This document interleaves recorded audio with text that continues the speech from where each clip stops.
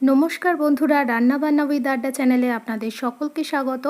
আজকের রবিবার আর আজকের রাতের খাবারে অর্থাৎ ডিনারে থাকছে এগ চিকেন তড়কা।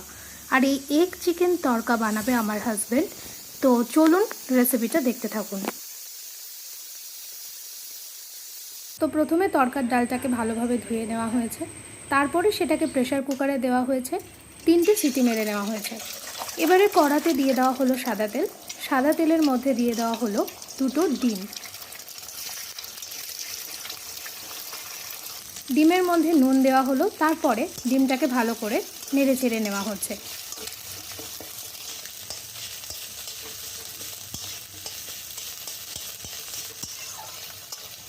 এবারে কড়ার মধ্যে আরও কিছুটা সাদা তেল দিয়ে দেওয়া হলো। তেলটা গরম হয়ে যাওয়ার সাথে সাথে বোনলেস চিকেন, দেখতেই পাচ্ছেন ছোট ছোট টুকরো করে নেওয়া, সেই চিকেনটা দিয়ে দেওয়া হলো। চিকেনটা আগে থেকে আদা রসুন দিয়ে ম্যারিনেট করে রাখা হয়েছিল। এবারে চিকেনের মধ্যে দিয়ে দেওয়া হলো নুন, আর অল্প পরিমাণ দিয়ে দেওয়া হলো আদা রসুন বাটা, দিয়ে দেওয়া হলো হলুদ গুঁড়ো, আর দিয়ে দেওয়া হলো কুচনো পেঁয়াজ। ভালো করে নেড়ে চেড়ে নেওয়া হচ্ছে। প্রায় ভাজা ভাজা হয়ে এলেই চিকেনের মধ্যে দিয়ে দেওয়া হলো লঙ্কার গুঁড়ো, আর দিয়ে দেওয়া হলো গরম মশলার গুঁড়ো। নেড়ে চেড়ে নিয়েই নামিয়ে নিতে হবে। এবারে কড়ার মধ্যে আবারও কিছুটা তেল দিয়ে দেওয়া হলো, তারপরে দিয়ে দেওয়া হচ্ছে কুচনো পেঁয়াজ। পেঁয়াজটা ভালোভাবে ভেজে নিতে হবে।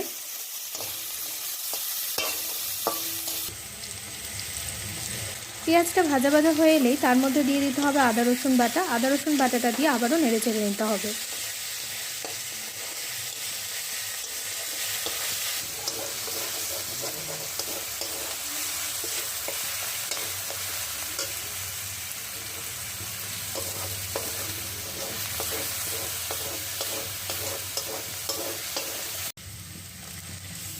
এখন এবার দিয়ে দেওয়া হলো টমেটো।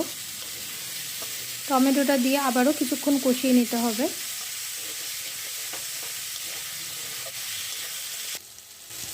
এরপরে দিয়ে দেওয়া হচ্ছে হলুদ গুঁড়ো, তারপরে দিয়ে দেওয়া হলো জিরের গুঁড়ো, এবারে দিয়ে দেওয়া হলো লঙ্কার গুঁড়ো। এবারে সব কিছু ভালো করে কষিয়ে নিতে হবে। খুবই ভালো করে মশলাটা কষাতে হবে। এবারে দিয়ে দেওয়া হচ্ছে কুচনো লঙ্কা, তারপরে তড়কার ডালটা দিয়ে দেওয়া হচ্ছে।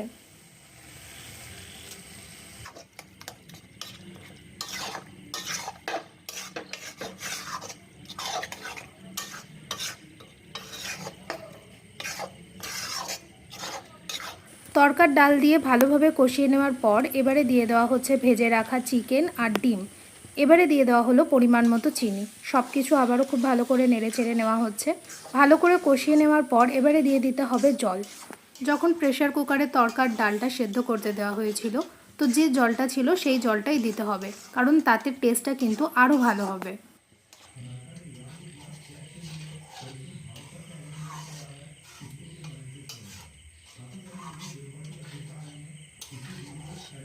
তো জলটা দিয়ে দেওয়া হয়ে গেছে। এখন দিয়ে দেওয়া হলো তড়কা মশলা, আর 1 মিনিট মতো এটাকে একটু নাড়াচাড়া করে নেব।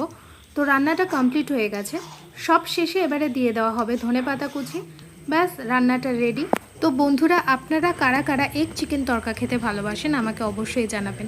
আর এই রেসিপিটাও কেমন লাগলো অবশ্যই আমাকে জানাবেন। রুটি কিংবা পরোটার সাথে এই এগ চিকেন তড়কা খেতে কিন্তু ভীষণই ভালো লাগে। আমার তো খুবই ভালো লাগে। আপনাদের কাদের কাদের ভালো লাগে অবশ্যই আমাকে জানাবেন। আর আমার পাশে থাকবেন, আমাকে অনেক অনেক সাপোর্ট করবেন। ধন্যবাদ।